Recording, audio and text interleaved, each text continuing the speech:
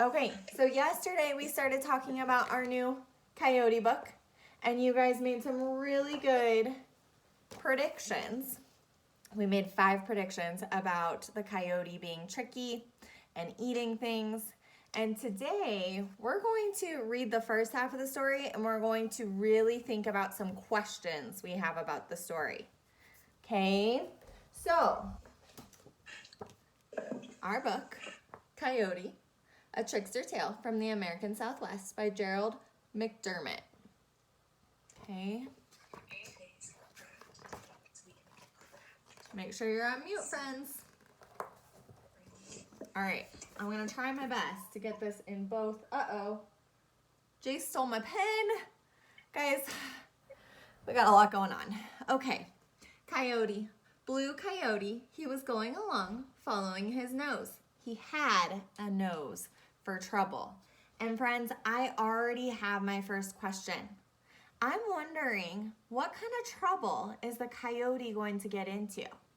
So that's my example of my question, okay? He has a nose for trouble. I want to know, what trouble is he going to get into?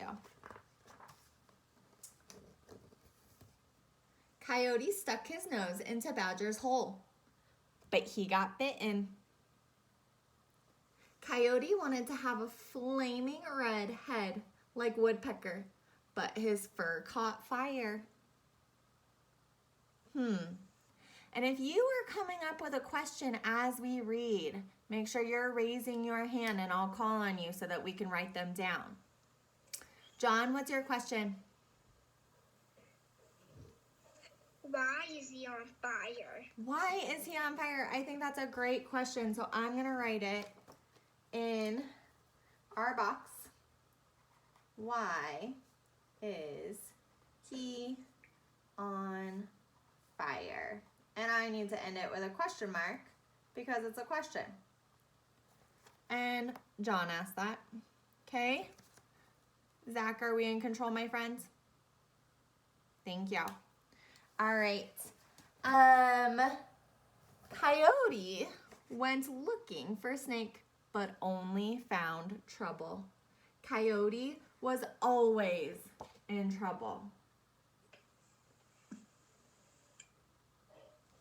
Brinley, what's your question? Oh, we can't hear you, friends.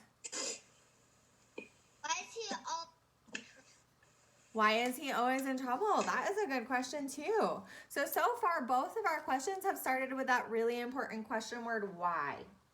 Why is he always in trouble?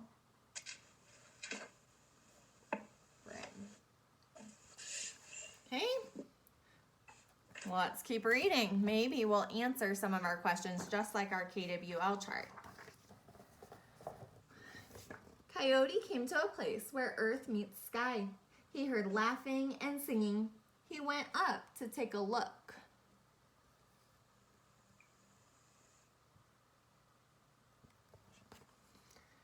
Coyote saw a flock of crows. They were chanting. They were dancing. Oh, yesterday when we did our picture walk and talk, we said that we saw a lot of birds. But it actually tells us that they're crows. And we know that crows must be a type of bird.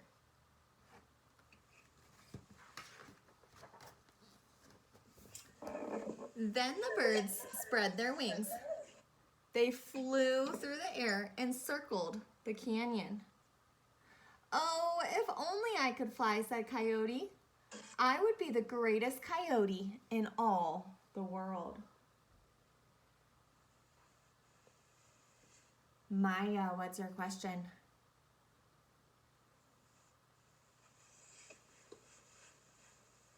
Hit unmute, friends. Can you hear me? Okay, Cole, what's your question? Why is the coyote always in trouble? Oh, so you have the same question as Brinley. I also have that question. We're going to keep reading to see if we can answer it. Coyote called to the crows. "Let me join you," he said. "This foolish coyote wants to be like us," Old Man Crow said to his flock. "Let's have some fun with him." I'm remembering back to our predictions yesterday, and I think it was John who said that they weren't being nice to him. Okay? And I'm thinking that they're saying, let's have some fun with him, but they don't mean like nice fun. I think that John's prediction might come true. Let's see. Old Man Crow turned one eye toward Coyote. "You may dance with us," he said. Thank you, said Coyote, "but I want to fly too." "Maybe you can," said Old Man Crow.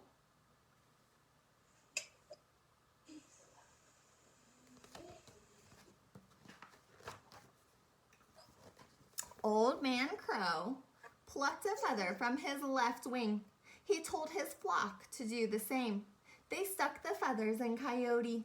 Coyote winced. His nose twitched. The crows chuckled. "You are ready to fly," said Old Man Crow. Oh, so yesterday when we were picture walking and talking, we said, yeah, they're sticking the feathers in him, but we didn't know why. So they're telling Coyote that he can fly now because he has feathers. I have a question. Do you guys have any questions about this? This makes me think.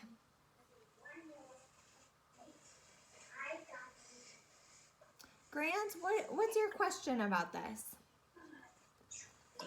Why does the coyote want to fly? That's a great question. Why does Coyote want to fly?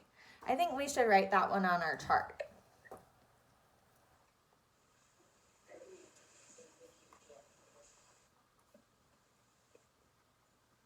Why does Coyote want to fly? Grant. All right. And friends, I'm not using my best kindergarten handwriting because I'm trying to write fast. Why does Coyote want to fly? Let's keep reading and see.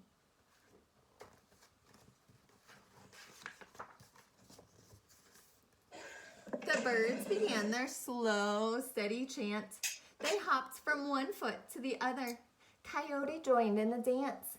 Even though he got out of step and sang out of tune, he was very proud of himself.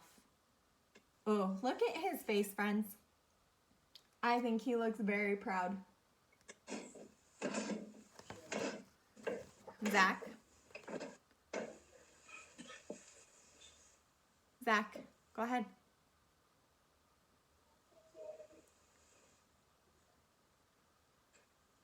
Why does the birds want him to fly? Oh, why do the birds want him to fly? That's another really good question, and I'm going to write it super fast. Why do the birds want him to fly? Zach. All right, there we go. We already have 4 really good questions, and we know that good readers ask themselves questions as they read and look for the answers. So let's read probably 1 or 2 more pages for today, and then we will finish the rest of the story tomorrow. The crows spread their wings and soared into the sky. Coyote followed. His flight was jerky. He tilted to one side, since his feathers were only from the left wing of each bird. He was off balance. So they all took feathers from the left wing. Just like we have left hand and right hand. They only took one side, so now he's all off balance when he's flying. He fell to the ground.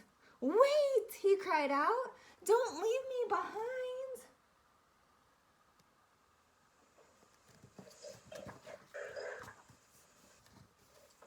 The birds returned and gathered round Coyote. "We must balance him," said Old Man Crow. Old Man Crow plucked a feather from his right wing. Each of his flock did the same. Coyote cringed as they stuck the feathers in his fur. The crows cackled.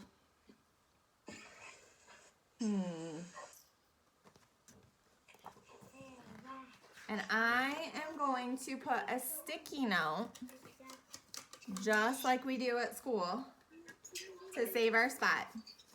But I want us to think about the questions that we came up with so far during our story. So the first question was, why is he on fire? Why is he always in trouble? Why does Coyote want to fly? And why do the birds want him to fly? Okay, so, Olivia, can you hit mute, please? Thank you.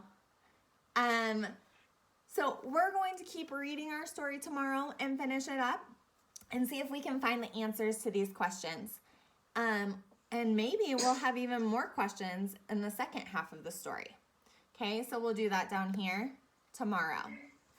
I am very proud of your thinking, and I want you guys to have just a couple minutes to say hi to each other before we get started on the rest of our day. Okay, Mrs. Taylor just joined us. So in a second, you guys can all unmute and talk to each other and say hi to Mrs. Taylor. If it's too loud, that's okay, and you can just wave goodbye and we'll see you tomorrow. Okay? All right, you may unmute.